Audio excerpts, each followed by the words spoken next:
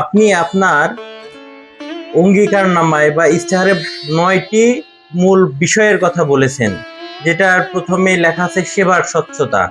আসলে সেবার স্বচ্ছতা বলতে আপনি কি বোঝাতে চাচ্ছেন? এটা কিভাবে মানুষের আহ, উপকারে আসবে বা মানুষের প্রয়োজন? অসংখ্য ধন্যবাদ।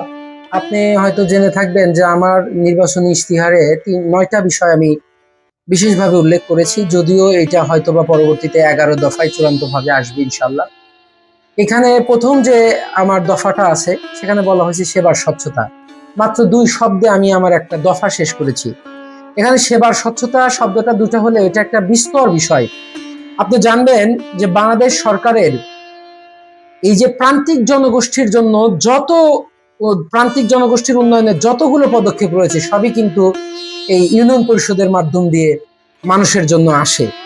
তো সেখান থেকে আমার কাছে মনে হয়েছে যে এই সেবাগুলোর যদি স্বচ্ছতা থাকে, স্বচ্ছতা বলতে দল মত নির্বিশেষে, অর্থাৎ কোনো রকমের স্বজনপ্রীতি ছাড়া আঞ্চলিকতার ঊর্ধ্বে গিয়ে আমি যদি এই স্বচ্ছতার সাথে এই সেবাগুলো পৌঁছে দিতে পারি, তাহলে একটা বৈষম্যহীন সুন্দর ইউনিয়ন পরিষদ গঠন করা খুবই সহজ কাজ হবে। আমার মনে হয় যে এই একটা কাজের মাধ্যমেই একটা আদর্শ ইউনিয়ন পরিষদ গঠন করা সম্ভব, যার কারণেই আমি আমার নির্বাচনী ইশতেহারের প্রথমে উল্লেখ করেছি সেবার স্বচ্ছতা।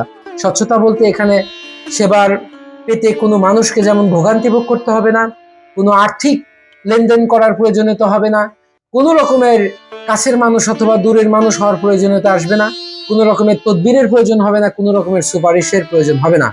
সে যদি কোনোভাবে আমাকে এইটা সন্তুষ্ট করতে পারে অথবা আমার পরিষদকে, যে না সে আসলে এই সেবাটা পাওয়ার জন্য প্রকৃত হকদার কিংবা প্রকৃত সে ভুক্তভোগী কিংবা সুবিধা বঞ্চিত মানুষ, তাহলে এই সেবা ইনশাল্লাহ আমরা তার বাসায় গিয়ে এই সেবাটা ইনশাল্লাহ পৌঁছে দেবে। এটাই আমি বোঝাতে চেয়েছি যে সেবার স্বচ্ছতা বলতে এই জিনিসটাকে আমি আসলে বোঝানোর চেষ্টা করছি। ধন্যবাদ আপনাকে সেবার স্বচ্ছতা বিষয়টি পরিষ্কার বোঝানোর জন্য।